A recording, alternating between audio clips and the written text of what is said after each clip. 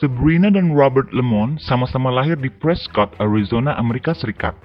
Sabrina pada 1980, sedangkan Robert pada 1977. Saat berumur 18 tahun, Sabrina pertama kali bertemu Robert 21 tahun, dan itu cinta pada pandangan pertama. Setelah menjalin hubungan singkat, mereka tinggal bersama dan pada 19 Agustus 2000, mereka menikah. Selanjutnya, pasangan itu pindah ke Highlandale atau Silver Lakes karena Robert mendapat pekerjaan di BNSF Railway di Tehachapi, Kern County, California. BNSF atau The Burlington Northern Santa Fe Railway adalah jalur kereta api barang terbesar di Amerika Serikat, milik perusahaan Berkshire Hathaway yang bermarkas besar di Fort Worth, Texas. Oke, di Highlandale atau Silver Lakes di Kabupaten San Bernardino, California, pasangan itu tinggal di sebuah rumah kecil yang bagus di perumahan di Strawberry Lane yang memiliki pemandangan yang indah. Dari luar, kehidupan Robert dan Sabrina tampak normal dan bahagia, ditambah dengan kehadiran Robbie dan Liana, anak-anak mereka, penuh dengan pesta, barbecue, dan naik perahu. Walau keduanya bekerja, mereka punya cukup waktu untuk mengurus rumah dan membesarkan anak-anak mereka. Namun dari dalam, mereka sama sekali tidak tradisional. Keduanya sama-sama terobsesi dengan seks, dan pada akhirnya menjalani kehidupan sebagai swinger. Swinger adalah seseorang yang melakukan seks berkelompok atau bertukar pasangan seksual.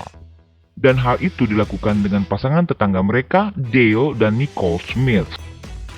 Namun, Robert mengamati bahwa istrinya serius dan terlibat secara emosional dengan Dale Smith. Dale ternyata jatuh cinta kepada Sabrina, karena ternyata hubungan Dale dengan Nicole istrinya tidak baik-baik saja, sehingga Robert meminta Sabrina menjauhi Dale. Oke, Sabrina menurut dan memutuskan hubungannya dengan Dale. Selanjutnya, pasangan itu bergabung dengan kelompok swinger yang lebih besar dan mulai mengonsumsi banyak alkohol. So pasti. Akibatnya, Robert jadi kecanduan pornografi. Dia tidak lagi memperhatikan istrinya, tidak lagi berhubungan seks dengannya, dan berjam-jam hanya online menonton film porno. Sabrina ingin keluar dari swinger dan meminta suaminya kembali ke gereja, namun Robert enggan berubah. Sekarang, bagaimana ya status swinger ini di mata hukum? Saya belum nemu jawabannya. Hukum Amerika maksudnya. Kalau ada yang tahu, kasih bocoran ya. Saling tukar pasangan. Haram toh? Ada-ada aja nih bule. Mudah-mudahan pribumi Indo tidak begitu ya. Kecuali mereka sok jadi bule tapi hitam. Oke, suatu hari di BNSF Railway tempat kerjanya pada 17 Agustus 2014 sore hari, Robert Lemon, 37 tahun, ditemukan tewas oleh teman kerjanya dengan 2 luka tembak di dada dan kepala. Tubuhnya tersandar di sisi truknya, di atas genangan darahnya sendiri. Apa yang terjadi? Dan siapa yang telah membunuh Robert Lemon?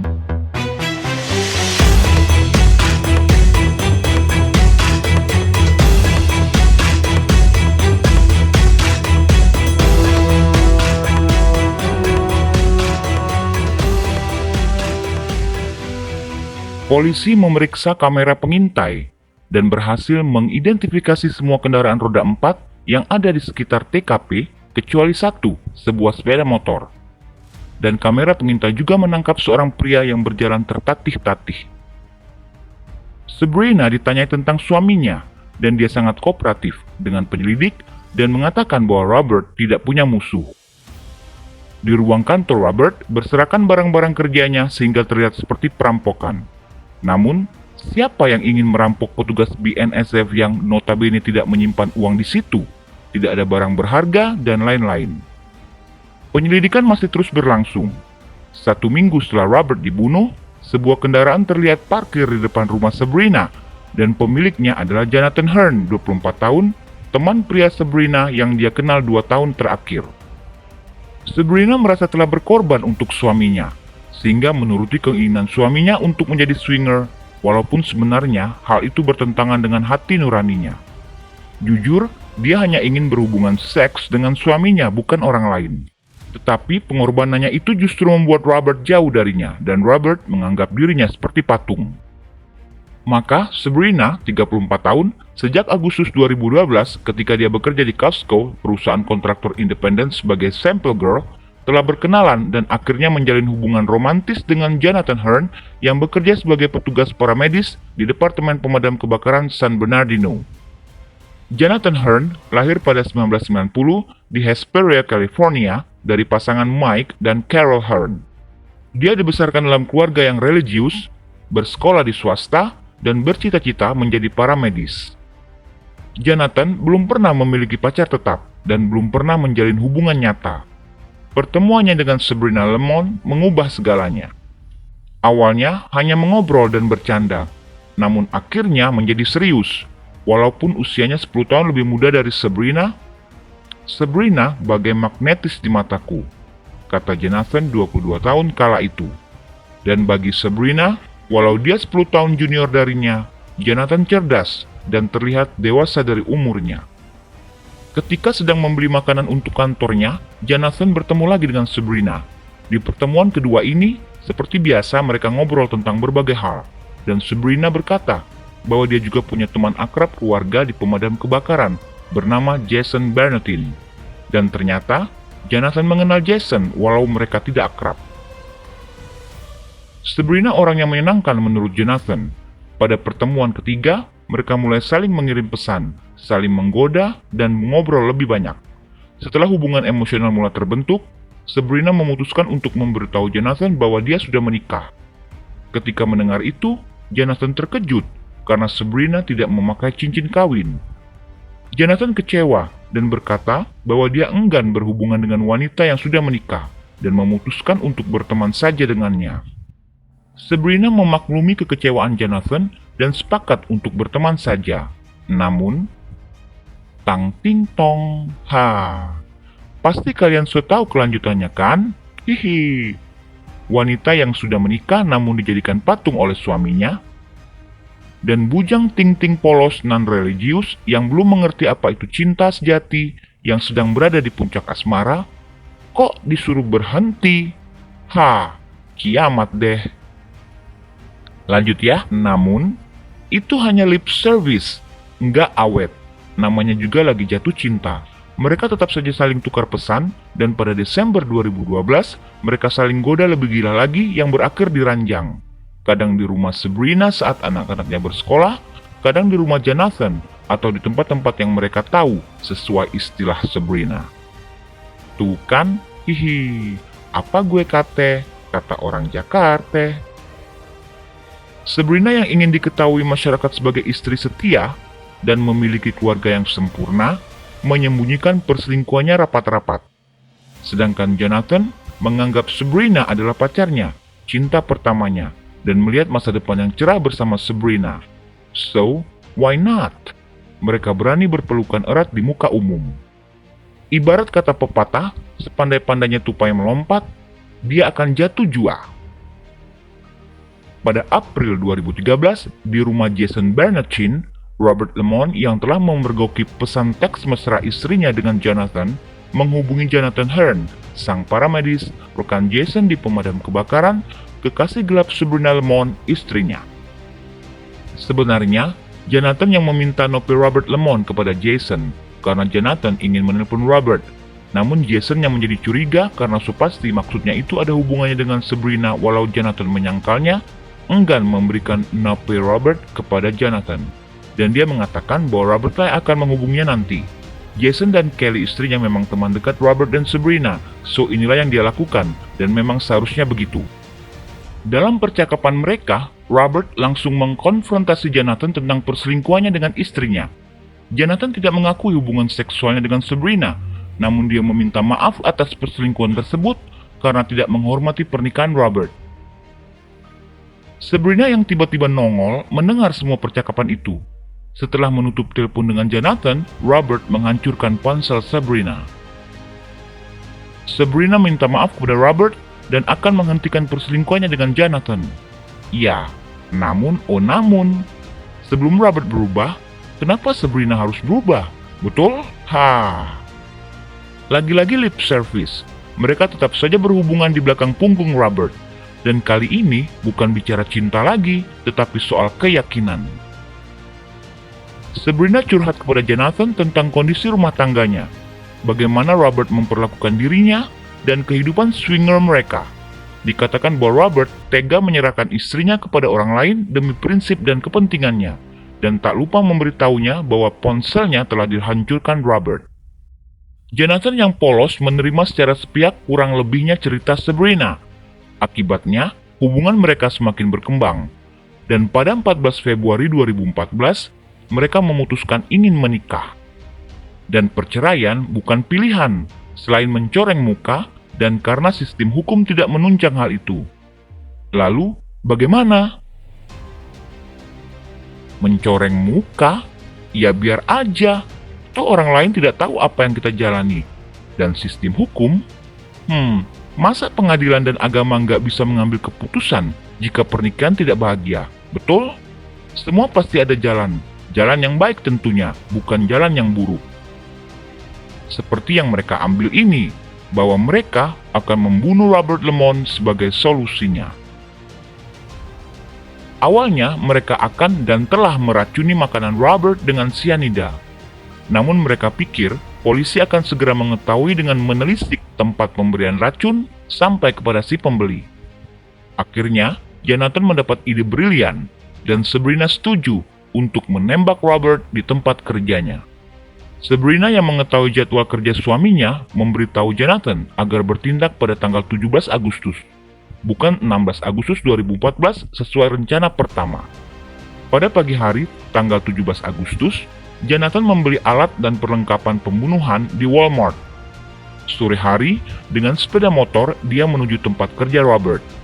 Setelah bertemu dan ngobrol dengannya, ditunjang suasana yang sepi sesuai informasi dari Sabrina. Saat Robert membelakanginya, Jonathan menembaknya di kepala bagian belakang dan dadanya. Robert tewas seketika. Saat itu benar-benar tidak ada saksi, ditunjang senjata Jonathan yang memakai peredam. Segera Jonathan melarikan diri, dan di rumahnya dia memeriksa ponselnya yang telah banjir pesan dan panggilan tidak terjawab dari Sabrina. Lalu karena gugup, kedua sejoli itu sibuk tukar-menukar pesan, memeriksa dan menyelidiki siapa saja orang-orang, teman atau kerabat yang telah mendengar kematian Robert, atau yang akan menelpon polisi dan sebagainya. Sabrina brengsek dan Jonathan bajingan kok melakukan itu? Mereka tidak mengira bahwa hal itu akan menjadi bumerang bagi mereka. Betul saja, kepolisian Kern County Detective Meyer mendapat informasi dari Jason Bernathin, teman pasangan itu, yang mengatakan bahwa dia mendapat voicemail aneh dari Jonathan Hearn yang mengucapkan penyesalan atas meninggalnya Robert. Selain itu, Jonathan juga menulis surat yang menyatakan bahwa dia minta maaf atas meninggalnya Robert. Itu aneh bagi Jason. Akibatnya, polisi segera menyelidiki dengan menyadap telepon keduanya. Jonathan ini orang baik sebenarnya ya.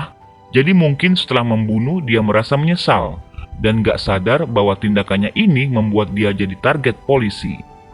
Polisi memeriksa rekaman telepon keduanya dan mereka berhasil mengidentifikasi pembunuh Robert, Jonathan Hearn, sebagai pria bersenjata dan sepeda motor. Maka, dia dan Sabrina Lemon ditangkap pada 18 November 2014 dan didakwa atas pembunuhan tingkat pertama atas kematian Robert Lemon. Namun, karena tidak cukup bukti, Sabrina Lemon dibebaskan. Pada Januari 2017, 2 hari sebelum persidangannya, Jonathan memutuskan untuk bersaksi melawan Sabrina. Yah, begitulah kalau duo kriminal tertangkap. Jika satu lolos, tentu yang opname berkicau, betul? Nggak fair dong, kejahatan bersama, kok kita sendirian yang masuk bui. Akhirnya, Jonathan mengatakan bahwa dia yang menarik pelatuknya, namun Sabrina dalang dari semua itu. Jonathan yang sudah kadang jatuh cinta kepada Sabrina terus berkicau seperti burung. Semua kesaksiannya bikin pusing kepala Sabrina. Memang cinta bikin pusing kepala. Sepertinya Jonathan ingin senasib sepenanggungan. Akibatnya, Sabrina ditangkap pada Januari 2017 dan persidangannya di hadapan Hakim John R. Brownlee dimulai pada bulan itu juga. Sabrina menyangkal semua tuduhan dan tidak tahu rencana penembakan suaminya. Dia mengatakan bahwa dia adalah seekor rubah betina yang pilih-pilih, tapi bukan seorang pembunuh. Jonathan bersaksi bahwa Sabrina mulai berbicara tentang pembunuhan suaminya pada April 2014. Mereka telah membicarakan berbagai metode untuk membunuh Robert, mulai dari membakarnya hidup-hidup, meracuninya, sebelum mereka memutuskan untuk menembaknya. Jaksa menghadirkan foto, percakapan telepon, pesan teks, dan kesaksian teman yang merinci bagaimana Sabrina dan Jonathan bekerja sama dalam rencana pembunuhan Robert. Jaksa Eric Smith juga menunjukkan surat Valentine Sabrina kepada Jonathan tentang Sabrina yang menantikan masa depan yang cerah bersama Jonathan. Disinilah pertahanan Sabrina runtuh dengan mengatakan tidak tahu maksudnya atau tidak ingat melakukan itu. Jonathan terus bernyanyi dengan mengatakan bahwa dia sudah menyarankan perceraian, tapi Sabrina menolaknya karena dia punya anak dan terlihat jahat jika bercerai. Kematian bagi suaminya lebih baik daripada bercerai, dan mereka sedang jatuh cinta, dan kematian Robert diperlukan agar mereka cepat bersatu. Mereka juga akan mendapatkan $300.000 dari asuransi jiwa Robert dan dana santunan kematian sekaligus dan bulanan bagi keluarga pekerja kereta api yang meninggal dunia. Ini sukses dibuktikan oleh jaksa Eric Smith dari Kejaksaan Wilayah Kabupaten Kern, California. Pengacara Sabrina, Richard Terry, mengatakan bahwa Sabrina adalah korban. Hanya Jonathan yang menganggapnya seperti itu. Sabrina tidak ada hubungannya dengan itu, bahwa melihat bukti-bukti via surat, pesan teks, dan lain-lain tidak mengungkapkan apakah Jonathan ingin hidup bersama Sabrina tanpa Robert, tapi hanya menggambarkan kegilaan Jonathan pada Sabrina. Jonathan berkata, mengapa dia dan Sabrina sangat akrab? Karena pada dasarnya, Sabrina ingin monogami, bukan seperti kehendak Robert menjadi swinger. Dalam hal ini Sabrina setuju dan bahwa Robert tidak lagi mencintainya, dan bahkan ketika mengetahui Sabrina berselingkuh dengan Jonathan, Robert tidak ada keinginan untuk memperbaiki hubungan mereka. Juri setuju, dalam waktu 6 jam mereka menjatuhkan hukuman. Juri memutuskan bahwa Sabrina Lemon bersekongkol dengan kekasihnya Jonathan Hearn atas kematian Robert Lemon, dan bahwa Sabrina telah memberi Jonathan Hearn lokasi dan waktu suaminya akan bekerja pada hari kematiannya. Pada 5 Oktober 2017, Sabrina dinyatakan bersalah, dan pada 21 Februari 2018, dia menerima hukuman penjara seumur hidup minimal 25 tahun. Sedangkan pada 16 November 2017, Jonathan juga menerima hukuman 25 tahun 4 bulan dengan kemungkinan pembebasan bersyarat lebih awal karena kesepakatannya bersaksi melawan Sabrina. Pada 7 Maret 2018, Sabrina Lemon menjalani hukumannya di fasilitas wanita di California Tengah di Chowchilla. Sedangkan Jonathan Hearn di penjara negara bagian Ironwood di Blythe, California. Pada November 2028, Jonathan akan memenuhi syarat untuk pembebasan bersyarat. Hakim John R. Brownlee menolak mosi pengacara baru Sabrina, Sharon Beth Marshall, untuk sidang baru. Pada Maret 2021, Sabrina mengajukan banding namun ditolak. Oke, sampai jumpa di cerita lain.